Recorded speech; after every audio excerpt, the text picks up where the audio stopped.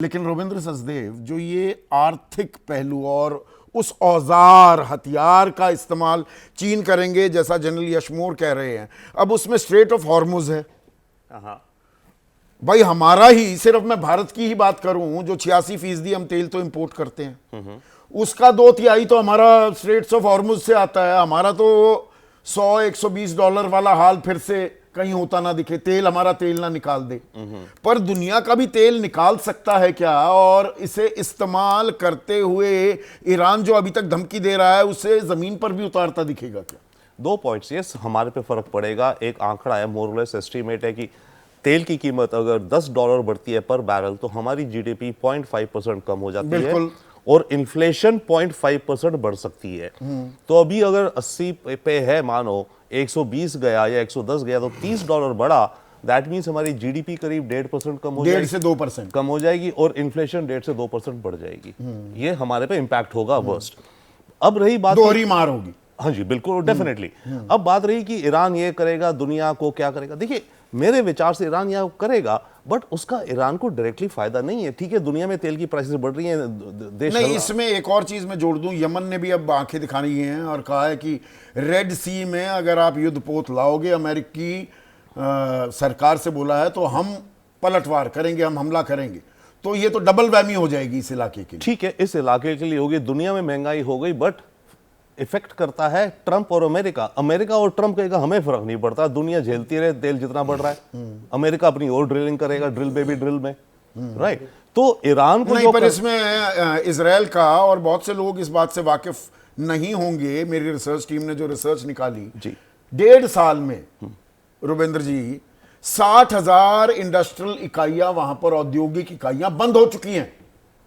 Israel का दिन का खर्चा इस युद्ध में 6,700 करोड़ रुपए है और 5,85,000 करोड़, 5,85,000 वो गजा में पिछले 1.25 सालों में वहां पर उसके जाया हो चुके हैं, वो खर्च हो चुके हैं।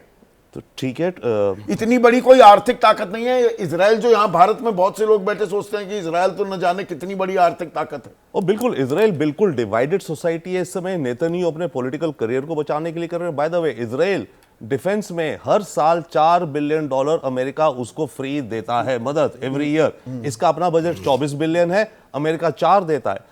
तो और दूसरी बात, ठीक है पूरा ध्वस्त हो जाए, बट अगर इस ग्रैंड प्लान में गाजा खाली हो गई, गाजा रेवेरा बन गई, प्रॉपर्टी की रीडेवलपमेंट हो गई, उसका जो पैसा आया सऊदी प्रिंस से दिलवाया, अरब एमिरेट से सॉवरेन फंड से दिलवाया और इजराइल को भी आ गया।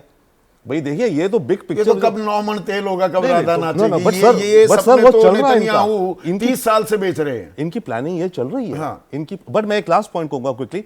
आपने जो शुरू में बात कही, बहुत अच्छा एक वर्ड यूज करा है कि आपके दर्शकों के लिए, कि दुनिया की रीरूटिंग हो रही है इस समय।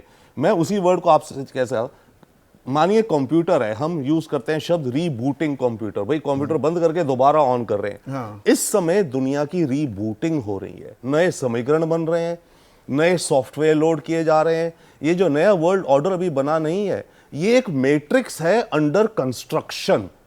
अब ये डिपेंड करेगा अगले 3-4 सालों में ये मैट्रिक्स क्या। भारत के लिए बड़ा इम्तिहान है, क्योंकि हम अपने दोस्तों को, हम रूस को छोड़ दें, अमेरिका के साथ चलें। अमेरिका किस तरह से मतलब भाई दिमाग की सनक है ना, कहां पलट जाए, कब क्या। His left hand doesn't know what his right hand will do about Trump. हाँ सर, उन पर हम उस बास्केट में सारे अंडे डाल दें। ये कल मैंने अपने शो में इस बात का जिक्र किया था। और टोटली यस एग्रीड। बट मैं एक पॉइंट कहूंगा, ट्रंप ने जो ना 15 दिन में मैं डिसाइड करूंगा, मेरे ख्याल से हमारे मोदी जी भी होते, ऑपरेशन सिंदूर होता, तो हम ये नहीं कहेंगे कि मैं कल अटैक करूंगा, हम अगले 10 दिन में करेंगे। तो ये उसकी डिसेप्शन थी या जो थी। तो इस मामले में मैं कहूंगा नहीं कि वो हाँ ना करता है, बट बहुत और चीजों में वो 2 कदम आगे, लेफ्ट राइट सेंटर। सुबह जब उठ के उसको जो फ्रेश न्यूज उसके सामने सबसे पहले आती है, उसका दिमाग उस तरफ भागता है। तो चलिए वो तो एनालिसिस करेंगे, पर सबसे अहम सवाल तो ये है,